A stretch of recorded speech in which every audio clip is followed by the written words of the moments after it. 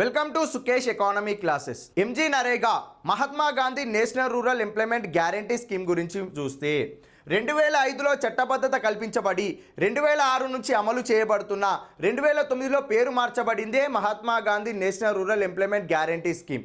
ఈ స్కీమ్ అనేది మొదటిసారిగా 2006లో భారతదేశంలోని ఆంధ్రప్రదేశ్ రాష్ట్రంలో అనంతపురం జిల్లా నార్పల్లా మండలం బండ్లపురం అనే గ్రామ పంచాయతీ వేదికగా ఆనాటి భారతదేశ ప్రధానమంత్రి అయిన మన్మోహన్ సింగ్, ఆనాటి ఆంధ్రప్రదేశ్ ముఖ్యమంత్రి అయిన వైఎస్ రాజశేఖర రెడ్డి, ఆనాటి కాంగ్రెస్ వర్కింగ్ కమిటీ ప్రెసిడెంట్ అయిన సోనియా గాంధీ గారు, ఆనాటి అనంతపురం జిల్లాలోని నార్పల్లా మండలం బండ్లపురం గ్రామ పంచాయతీ సర్పంచ్ అయిన రామరెడ్డి చేతుల మీదుగా జాతీయ ఉపాధి హామీ పథకాన్ని ప్రారంభించడం జరిగింది.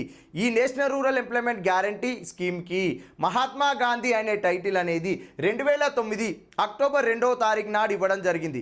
2009 అక్టోబర్ 2 నుండి జాతీయ ఉపాధి హామీ పథకం పేరును కాస్త మహాత్మా గాంధీ జాతీయ గ్రామీణ ఉపాధి హామీ పథకంగా పేరు మార్చడం జరిగింది. దేశంలో చట్టబద్ధత కలిగిన ఏకైక ఉపాధి హామీ పథకం. అదేవిధంగా అనేక గ్రామీణ వేతన ఉపాధి పథకాల కలయికనే Mahatma Gandhi national rural employment guarantee scheme. Thank you.